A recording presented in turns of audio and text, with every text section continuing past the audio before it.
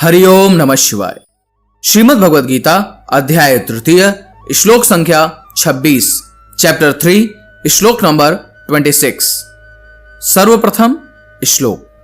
न बुद्धिभेदं जनयेद अज्ञानां कर्मसंगिनां जोषयेत सर्वकर्माणि वेद्वान् युक्तः समाचरन्। श्रीमद् भगवद गीता गीता प्रेस गोरखपुर में अध्याय तृतीय श्लोक संख्या 26 का अनुवाद कुछ इस प्रकार से बताया गया है।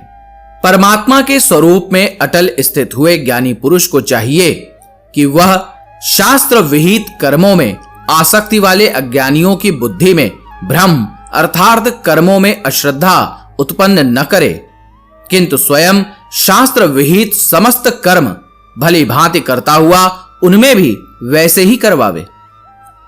श्रीमद् भगवद गीता यथा स्वरूप में अध्याय तृतीय श्लोक संख्या 26 का अनुवाद कुछ इस प्रकार से बताया गया है।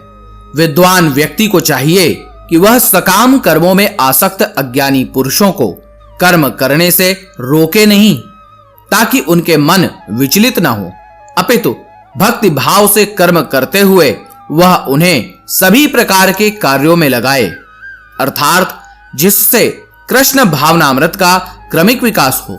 श्रीमद् भगवद गीता यथा स्वरूप में अध्याय तृतीय श्लोक संख्या 26 का तात्पर्य कुछ इस प्रकार से बताया गया है।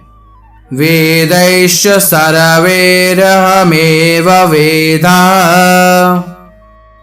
यह सिद्धांत संपूर्ण वैदिक अनुष्ठानों की पराकाष्ठा है।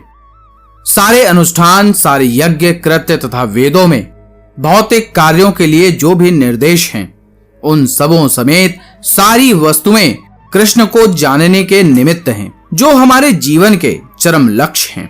लेकिन चूंकि बुद्धिजीव इंद्रिय तृप्ति के अतिरिक्त और कुछ नहीं जानते, अतः वे वेदों का अध्ययन इसी दृष्टि से करते हैं। किंतु सकाम कर्मों तथा वैदिक अनुष्ठानों के द्वारा नियमित इंद्रिय तृप्ति के माध्यम से मनुष्य धीरे धीरे कृष्ण भावनामृत को प्राप्त होता है। अतः कृष्ण भावनामृत में स्वरूप सिद्ध जीवों को चाहिए कि अन्यों को अपना कार्य करने या समझने में बाधा न पहुंचाएं, अपितु उन्हें यह प्रदर्शित करें कि किस प्रकार सारे कर्मफल को कृष्ण की सेवा में समर्पित किया जा सकता है। कृष्ण भावना भावित विद्वान व्यक्ति इस तरह कार्य कर सकता है कि इंद्रिय तृप्ति के लिए कर्म करने वाले अज्ञानी पुरुष यह सीख लें कि किस तरह कार्य करना चाहिए और आचरण करना चाहिए। यद्यपि अज्ञानी पुरुष को उसके कार्यों में छेड़ना ठीक नहीं होता, परंतु यदि वह रंच भर भी कृष्ण भावना भावित है तो वह वैदिक विधियों की परवाह न करते हुए सीधे भगवान की सेवा में लग सकता है।